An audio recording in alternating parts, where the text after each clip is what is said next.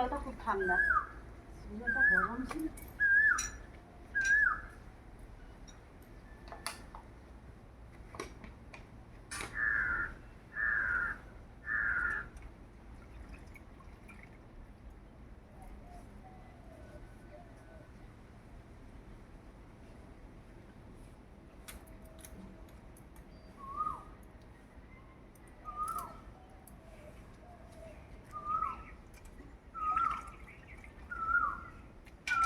কোকিলটা কি সুন্দর ডাকছে।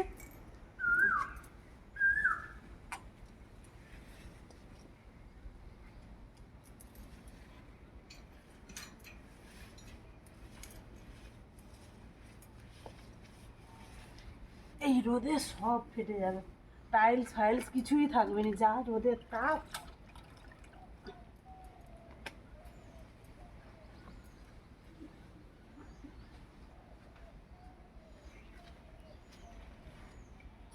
পা রাখা যাচ্ছে না।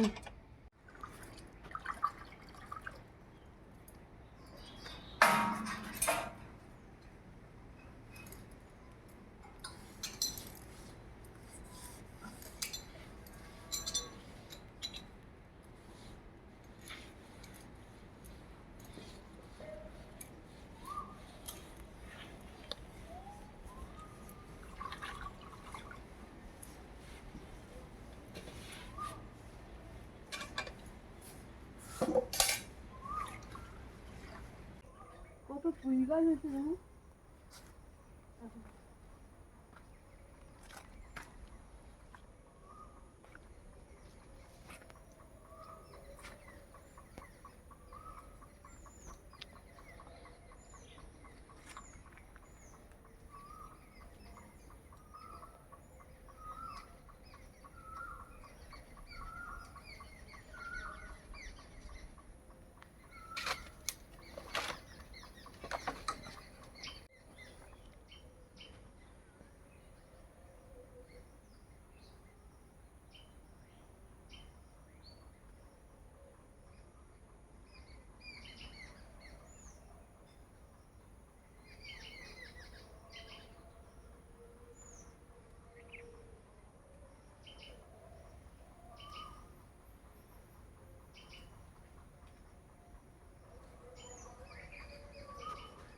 নমস্কার বন্ধুরা, কেমন আছেন? আশা করি সবাই ভালো আছেন। আবার একটি নতুন ব্লগে সবাইকে স্বাগত। আপনারা তো দেখলেন আমি মন্দির মুছলাম। আজকে বুদ্ধ পূর্ণিমা, আমাদের 15ই বৈশাখ হরি মন্দির প্রতিষ্ঠা হয়েছে। আজ আমাদের প্রথম পূর্ণিমা।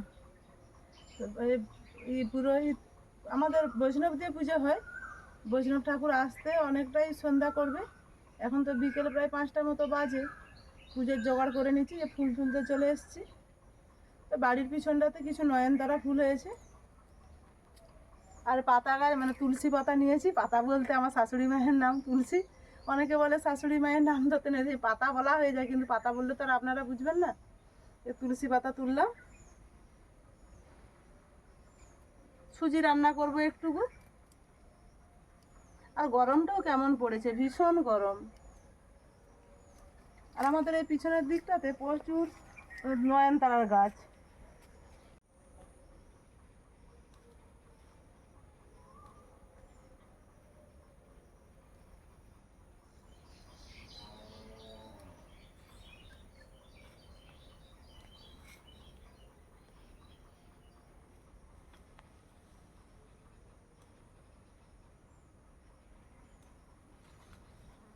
চলুন, ফুল তোলা হয়ে গেছে।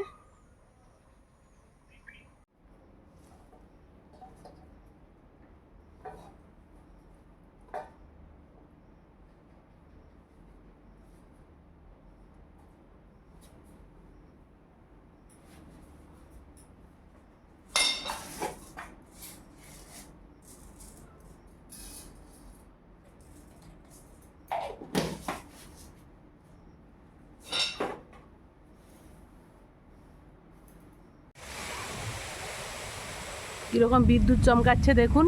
এখনও আসেনি আমাদের বৈষ্ণব ঠাকুর পুজো করতে।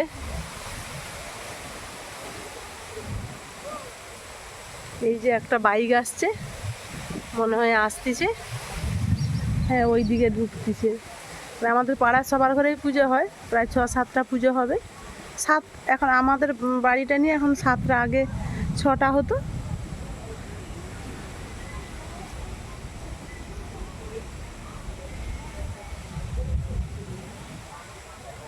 বাবা পুরো আলো করে দিচ্ছে, কি অবস্থা মেঘ বাবা।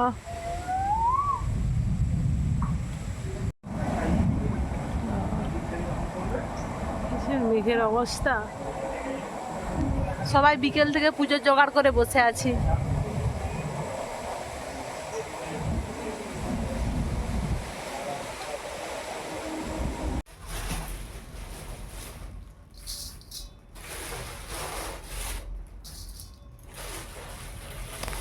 ছোট এলাচ, ঘি, নারকেল, চিনি সব দিয়ে চিড়াটা মাখিয়ে নিলাম।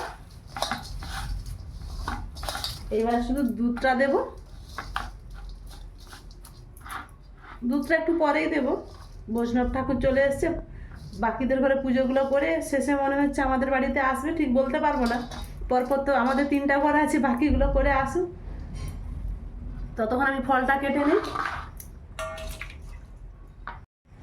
দেরি করে আসছে আর প্রচুর মেঘ সাজছে, আপনারা তো দেখলেন কি রকম বিদ্যুৎ চমকাচ্ছে মেঘ।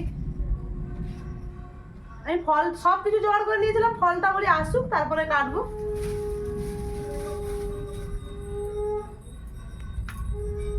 ওইখানে গামলায় কলাটা আছে, নেওয়া হয়নি।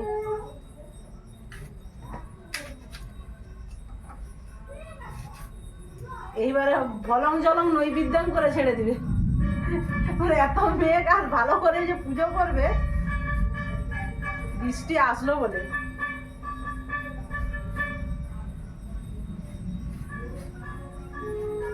আর দিদির ঘরে পুজো হচ্ছে না, পণ্ডিতের ঘরে।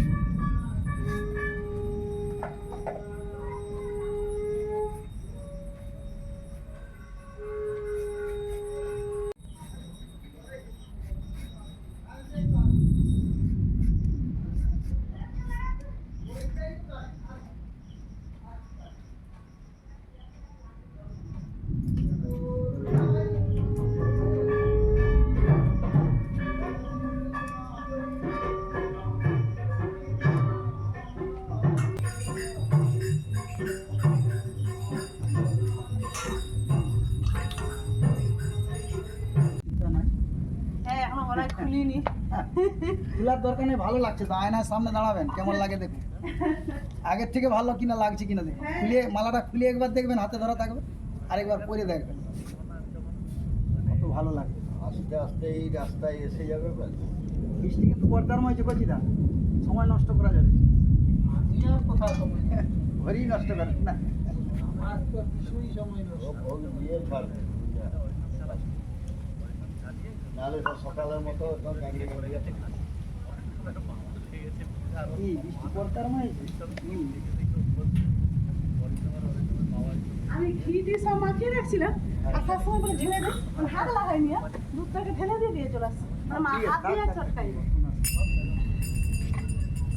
সিঁদুর সিঁদুর কে আসেনি নিতেই না, তাকে পাঠানা কি আসি তাদের রেগে যায়, রেগে যায় মানে তার বাপের ঘরটা বেলুন। আমি জানতি, আমি বেলুনে গান করতে গেছি, হঠাৎ দেখি ও ভালো আছে, যাইনি তাই আমি তোমার বাপের ঘর।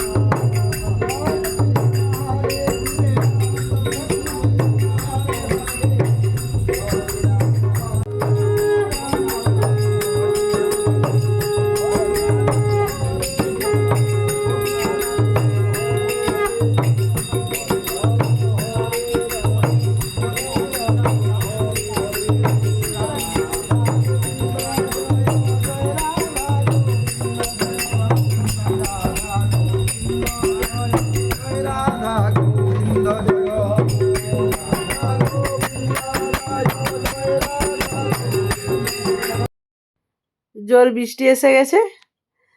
যারা কীর্তন করছিল তারা সামনের দুয়ারে কীর্তন করছে, আর আমার বরমশাই ছাতা নিয়ে যে পুজো করছে মাথায় ছাতা ধরে দাঁড়িয়ে আছে। দিদিমণি আমি ভিজছি, কিছু করার নেই। বৃষ্টিটা বেশ বড় বড় ফোঁটা পড়েই চলে আসলো। সন্ধ্যা থেকেই প্রচুর মেঘ সেজেছিল। যা হোক করে পুজো হয়ে গেছে। এখন দাদা বৃষ্টি হচ্ছে বসে আছে, আমি বললাম চা করে দেই, বলে হ্যাঁ চা করে দাও। এই চা করে দিয়েছি, সবাই চা খাচ্ছে আর গল্প করছে। আর ভিডিওটি যদি ভালো লেগে থাকে আপনারা লাইক, কমেন্ট, শেয়ার করবেন, সাবস্ক্রাইব করবেন, আমার পাশে থাকবেন। আজকের মতো আসছি, সবাই ভালো থাকুন, সুস্থ থাকুন।